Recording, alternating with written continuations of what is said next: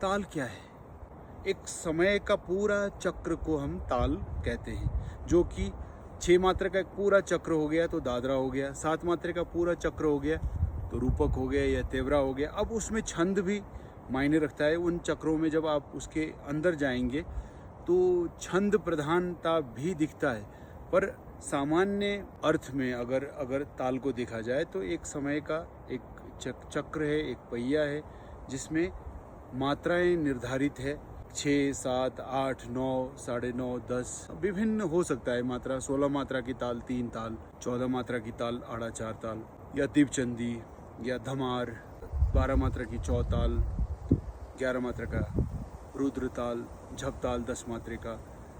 तो अलग अलग ताल, अलग अलग एक समय का एक चक्र एक निर्धारित है कि उसके रिवॉल्विंग राउंड में उसकी मात्राएं, उसका छंद रोटेशन होता है। तो उसी छंद और उसकी मात्रा के बीच में लय को बराबर रूप में 1, 2, 3, 4, 5, 6, 1, 2, 3, 4, 5, 6, तो 1, 2, 3, 4 ये लय का चाल है। ताल का जो चाल है वो लय है।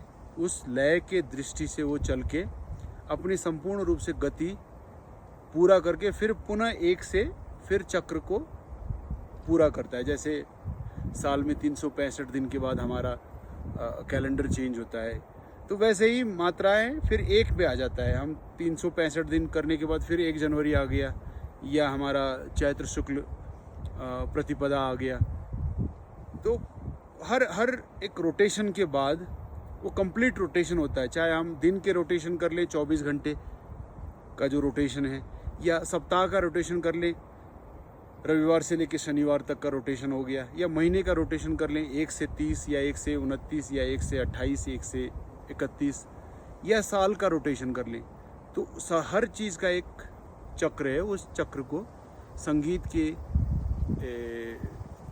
भाषा में ताल कहा जाता है। और ये ताल विभिन्न मात्रा में विभाजित है।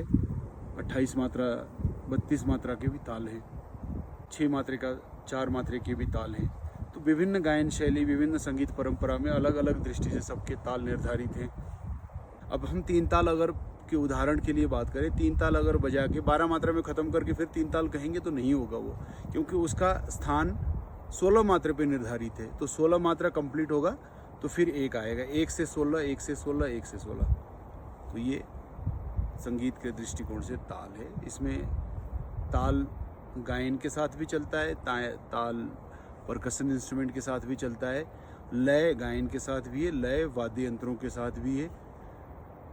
पर इसका स्वरूप विभिन्न रूप में, विभिन्न वाद्य यंत्र या गायन के साथ भिन्न भिन्न रूप में एक जाके संगम होके हम उसको संपूर्ण रूप से गीतम वाद्यम तथा नृत्यम त्रयम संगीतम उच्यते कहते हैं।